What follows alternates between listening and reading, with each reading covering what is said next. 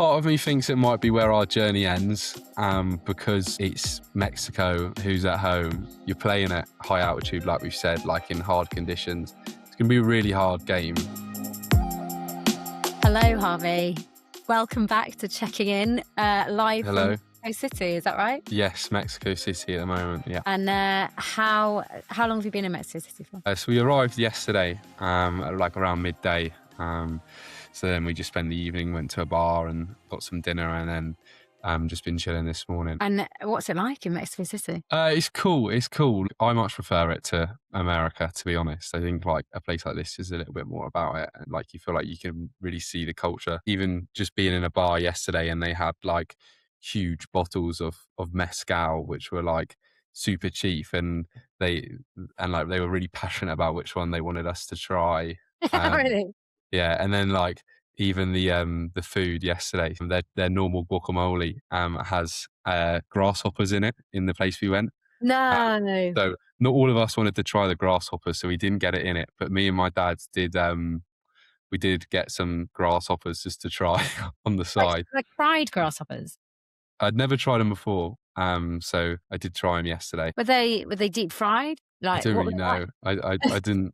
There was a bit of a language barrier, to be fair. They're not as good as English as the Americans are, obviously. So what do they taste like? They were just a bit like salty, almost a bit fishy. Like, I don't know. It was a bit weird. I probably wouldn't opt for them again, but they weren't bad. Well, so they're mixed in the guacamole, are they? Yeah, usually, but we didn't do that because not everyone wanted it. So I was just like, well, I want to try one, so got one on the side. It's just the one, no more. I had a few, to be fair. Like they gave us a little bowl of them, so I tried a few. And what end did you start with? The legs? Just all in at once. They were only tiny. They were all in it. They were only small. So yeah. Oh, is it prickly when you put them in your mouth, like the legs? No, because they had been like cooked and stuff. They were really soft and like they were really I tried just not to think about it. I think I was just like, really. So it wasn't something you'd like adopt in your diet on a regular basis? No, probably not. So yeah, talk me through from when you watched the game, like. Yeah. When you were watching the DR Congo game. Yeah, well, obviously it didn't start very good, did it? I think the whole stadium. Yeah, we were sat high up, but the Atlanta Stadium was actually great. Like it's the best stadium we've been to so far, in my opinion. And it is like it's designed for football, so it's a football ground. It's not an NFL ground. So it felt like they understood it a bit more and they got it a little bit more. Where the England fans were the England section was like a one whole tier. So even though there was, I think, 70 rows in that one tier, we were all in one tier and it felt like a proper away end like you get at home. So it was probably the first game where we kind of felt that like away atmosphere. And not because there were more fans. Good.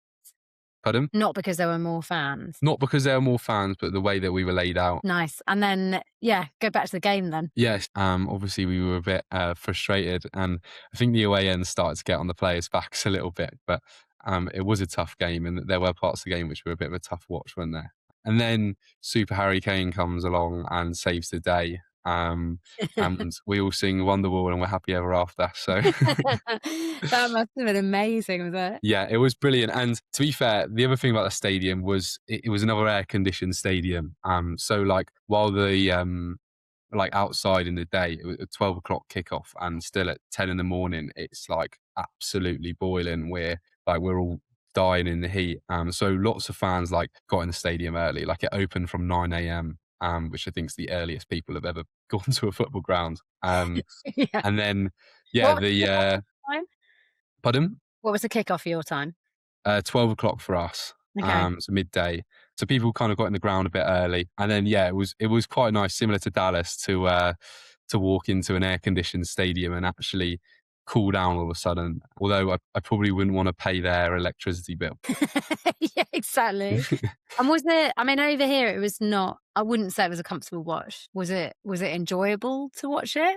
Do you know, it's like, it's not enjoyable. Like it is, you do want to pull your hair out when you watch games like that. But it does get that feeling of like winning going. I think if we had just won like 2-0 and like just cruise the game, we'd have all been like, yeah, great, nice, happy days on to Mexico. But because we did it in the most English England way possible, like everyone left the game buzzing. People were like having such a good time. Everyone was singing, dancing, like being happy with each other. And that only really comes because the emotion went all the way down there to then spike back up the top right at the end. So it's hard to watch, but like if you know you're going to win and it turns out like that, it is always good fun. And do you reckon the players, because you said you were laid out differently, could the players, would they have heard the away end, or would? Yeah, I'd like to think so, because obviously if we're all together in like one kind of tier, then like chance can get going a little bit easier, because everyone's in one space. So the players probably, yeah, they would have heard it a little bit more. Although for a lot of the game, I'm not sure how positive a lot of the stuff they would have heard would have been. So yeah, it was much better to be all together. And the other thing is Atlanta, their stadium really pushed back on the pricing. Like England fans had a great time. I think compared to the $20 beers in other stadiums, it was $11 for a beer Oh, in really? Atlanta, which isn't too bad. Like it's a World Cup game, you're going to pay slightly more anyway. And I got a refillable Coca-Cola for $2, two, And two, $2.50 it was. who makes the decisions around the stadium prices? Is that the stadiums themselves? Yeah, I think it's the stadiums itself. I'm not sure exactly, but because everywhere else has been so expensive, and Atlanta have really pushed back against it. Yeah, they're the only one which has done so, I think. Okay, and then how long were you there for before you then flew over to Mexico? We just stayed for the evening and then woke up early the next day and flew to Mexico. So we had already pre-planned our flights, and headed over to Mexico. And so apart from the Grasshoppers then, Mexico's amazing, is it? Yeah, it's really, really cool so far. Like I've not had a chance to properly go and explore everything yet. We're going to do that this evening and like go and see a bit more of the city. But just the area we're staying in seems pretty nice. It's got a lot of culture to it and a lot of like a bit of a cool atmosphere. So I'm really looking forward to getting to see it more. And you were saying when you first arrived, well, when we first joined the call, Yeah. that obviously it's really high. It's over 2,000 meters, and that's noticeable. You said. Yeah, it's funny because like scrolling on Twitter, I see like everyone's talking about like, oh, the game's at altitude, like how the player's going to cope, and I think people are starting to get fed up of hearing the fact that the game's at high altitude. But being here, like you can actually tell you're like you're not as low down. So like I've had a headache since I've got it, which sounds stupid, right? But after realizing it probably wasn't the mezcal I had last night, it was. I searched up, and it's the most common thing from high altitude. Little things like that, and I had to carry a big case of water back from the shop for all of us. Like it was however long it was down the road, not that far. And I got to the hotel and I was a bit out of breath, and I was like, "Oh, sure, I'm not out of it. Like I've been going to the gym while I'm here," but I'm gonna blame it on the altitude, I think. I wouldn't be surprised. Yeah. And the others are also suffering, are they, from the altitude? Yeah, it seems so. It seems everyone's like can notice it a little bit. I mean, for us, it's not too bad because all we've got to do is walk around a bit. The actual players who are going to have to play it at that altitude is, I wouldn't want to be them. Yeah. So I wonder how they're prepping, because also if you stay at altitude for, I mean, I'm guessing here. I feel like it's a fact I've heard, but you have to stay in altitude for a good number of months to start generating more red blood cells. Yes, I think you've got to stay over like 2 weeks before you can start to acclimatise. So I'm pretty sure the England plan is to not be here for that long, because Okay.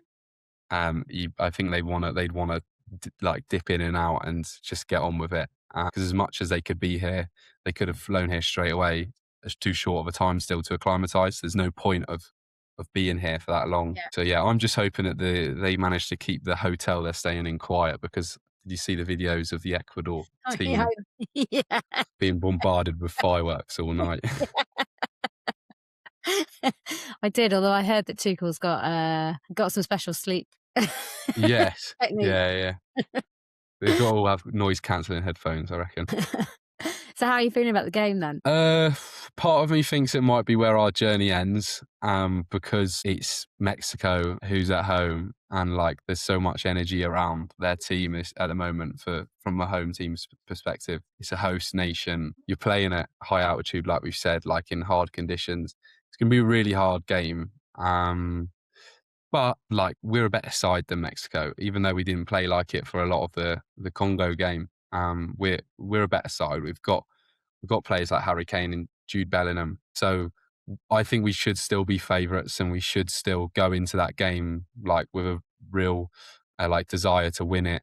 Whether I think it's going to be easy. So hopefully we're off to Miami, but I'm not as quite as confident as I was against Congo. So what's going to be your game day routine then? Because how far are you from the stadium this time? We're a bit far, so we're going to have to be near the stadium. We're going to go there early anyway, and around, and then as soon as we can, I think we're just going to go into the stadium. There's been a lot of talk about like how chaotic it can get in Mexico City for their games, and not because the people are out there trying to like fight everyone, but just because of the crowd control side of things. There all of a sudden can be like 800,000 people in Mexico City celebrating like a goal or excited that they're about to play. So don't want to get caught in any big crowds. And I think it's just wise to get in the grounds early and stay in the grounds for as long as possible, as long as Wonderwall goes on. And so is this the advice like the fan embassies and the FSA are giving to fans around visiting Mexico? Yeah, I think so. I think it's like it's one of those cities where if you're sensible and you do all the right things, you won't face any problems. You'll be absolutely fine. And there's a lot of like support from like the British embassy to make sure English people out here like don't get into any trouble and have a good time. So as long as we can be sensible and like go to the right places, do the right things, then there shouldn't be any problems. And I think the biggest thing is that crowd congestion outside the stadium or in the city if crowds get big. So yeah, it's just about doing things with a bit of time before and leaving yourself a bit of time to do things. Nice. Okay, so final question before you quick fire round. um, Yeah. is there a shift in how you perceive, like how football is perceived in Mexico? Is there a noticeable shift compared to the US? Yes. Yeah, it definitely. We walked down the street to the place we went yesterday, and all the bars had the football on, and like people are sat there watching it with their beers and their tequilas. And that's Mexicans. We've actually not really bumped into any much English yet. But in America, we had to like find a bar which had the World Cup in a lot of the time, because you go in a bar and it's got the baseball on or the golf on. You're like, oh, do you have the World Cup channel? And they're like, what? So, I mean, it did depend where in America you were. Like New York was easy to watch it anywhere, but then places in like Dallas. So Nice. Okay, you ready for your quick fire? Mhm. So some of them are overlapping and some of them are brand new. All right. So best food since we last spoke. Since we last spoke, I'm gonna go for the Mexican we had last night. It was like I couldn't even tell you what it was. It was just like all these weird things. We couldn't even read the menu properly, so we just ordered a load of stuff because it was cheap. So whatever I ate last night from a random tiny little Mexican place. Best fans so far. The England fans, that from what I've seen, what I've actually witnessed. Yeah. Best thing about traveling with your dad. Ooh, getting to experience like moments. I'm really looking forward to being stood in the Azteca with my dad there as well, and like getting to kind of be part of that bit of history and experience that with him. Nice. Worst thing about traveling with dad. Well, my sister got away with not buying a Father's Day gift, so Best goal. Has it changed since last time? my favourite goal since last time probably be, I think, Panama's goal, just because of the fact Panama scored like against Germany, and it was just like we were watching it and we were like, oh, this is brilliant. So that was probably my favourite goal so far since then. Amazing. And last question then. You can't answer the same as last time. Your biggest clanger since the last time. One thing you changed. I would have had my grasshoppers in my guacamole.